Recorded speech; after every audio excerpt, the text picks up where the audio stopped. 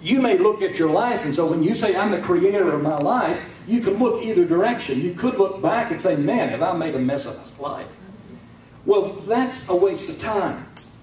What you do is begin today. You begin to make the bed today.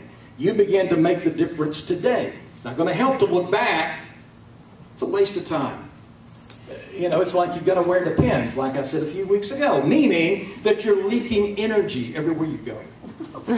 And so you don't want to leak energy, so you begin where you are and you say, I'm the creator of my life, and you begin to move in that way. You begin to move in that direction. That's how you keep this thing going. That's what Buddha said. Buddha said, your life is created by the way you think. Here's what a psychologist said. She said, the greater sense of control over your life, even if it's an illusion. See, we're built in such a way that's true. The greater sense of control over your life, even if just an illusion, means the greater your capacity for optimism. And so all of it takes place inside. And I mentioned a while ago, what's the key? The key is that sweet little imagination of yours. Imagine. That's how you make yourself sad. Imagine. And that's how you can make yourself happy. Imagine. Imagine. Imagine. Some people would say this. They would say, well, you got a problem and you're going to bury your head in the sand. They would say, you're creating an illusion like everything's going to be all right. They would say wishful thinking will get you into trouble. But I'm telling you, the mystic, the guru, the saint, the teacher, the scientist, everybody agrees on this. It's not like anybody disagrees with this, and that is, if you believe you are the creator, you're going to be more proactive in dealing with any situation. And here's the biggest challenge. This is what it comes down to. It comes down to when you stumble, when you are what some people would call defeated, when something negative happens in your life, you've got to call it something. Yeah. And what you call it determines whether or not you're pessimistic or optimistic. Everybody falls. Everybody has a failure from time to time, but what matters is what you call it. You're dating her and she doesn't call you back. What do you call that? That's just like so many times before. All women are... Well, I just got fired again. That's the 44th time in a month. What's up with that? What are you going to call it? Because that's your power. Your power is naming it. And the way you evaluate, listen now, the way you evaluate what some people would call a failure is what determines the whole deal. He says there's 3 words you want to avoid. Avoid this at all costs. Is if something negative happens in your life, do you see that as a permanent problem? I fell down. Lord, I'll never be able to walk again. I done broke my leg. My hip's broken. My life is over. Permanent. So you can look at a situation and say, I'm divorced now. My life is ruined. Or you can say, I'm divorced now. Woo! Something good is going to happen now. And so it's permanent or just a temporary setback. That is important. So you've got to check yourself out. What do you normally do? Number two, the word is pervasiveness. Oh, that means, I've got this issue. It means like, I get up in the middle of the night, Mary Pat's asleep. The girls are sleeping, and the dog is on his back asleep too. And I sneak in. Now, this doesn't really happen, but I sneak in, I get me some ice cream. Oh, chocolate chip mint ice cream. 3:33 in the morning. Doctor said, don't eat any of that kind of ice cream. Oh, the doctor was wrong. It tastes so good. Now, if that did happen, I could say, you know, that happens because at the core of my being, I am diseased and sick and wretched. Pervasive. I'm diseased all over. Or I could just say, I got this little pattern I need to work with a little bit there. It's no big deal.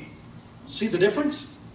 And so you don't want to just make something pervasive because it takes over your life. I don't have any money in my life at all, and that means my life is over.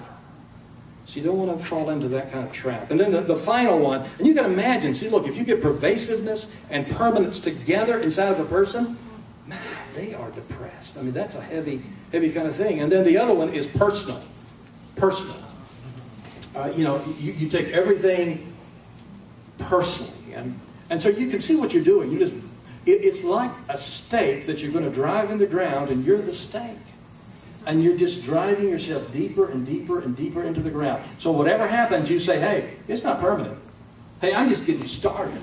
You don't know what is going to happen now. I'm the creator of my life. And so you want to be in the driver's seat. You want to be accountable for your life. And let me just say this. If you misdiagnose, if you're not going to be accountable, if you're not going to say, I'm in control of my life right now, then you're going to misdiagnose every problem that comes into your life. If you misdiagnose every problem, you'll mistreat every problem. If you mistreat every problem, nothing is ever going to change. See, the message is, for something to change in your life, something has to change. And what has to change is inside. And as long as when I call the roll, and I say, would all the victims please stand up?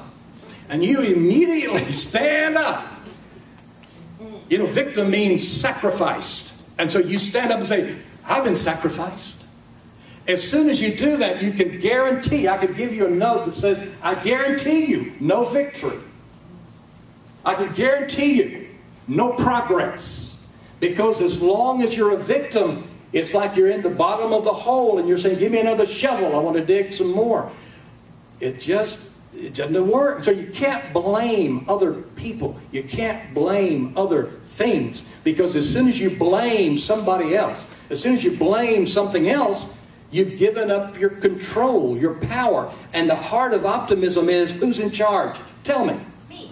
You. Yeah. So you're in charge. It doesn't mean if you're in a bad situation, you don't take a whip out and start beating yourself. You say, today I'm here. Watch what I'm going to do now. And you begin exactly where you are. Keywords, 3 of them. Be, do, and have. Be, do, and have. Be committed. Do whatever you need to do. And then have what you want. But it does take action. Somebody said a long time ago, and I thought, now those are 3 great words. Life rewards action. Something about it. You can sit around and say, I'm wise. You can say, I have insight. You can say, I've prayed about it. I've considered it. I've looked at it. I've mathematically figured it out. But until you take action, ain't nothing going to happen. Now, I'm not talking about flying off in every direction. I'm talking about inspired action. You've done your internal work, and then you begin to take some kind of action. You've got to take action. You know what action is? Being in the driver's seat. See, you are in the driver's seat. Just imagine you're in the driver's seat right now driving, and let's assume your car works. Are you there? Is your foot on the brake or the gas? For fun, let's put it on the gas. And you got your hand on the wheel, and you're driving down the road. Let's all be in convertibles, shall we?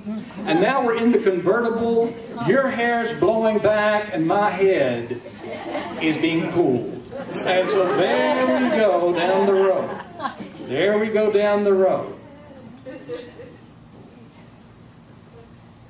And I'm going to ask you a question. And I want the answer to be this. Well, that would be me. Let's practice. Well, that would be me. Here's the question. Who's in the driver's seat? Well, that would be me. That sounds so sweet. Let's do it again. Well, Who's driving your car? well, that would be me. And so climb into the driver's seat and drive. There are no limits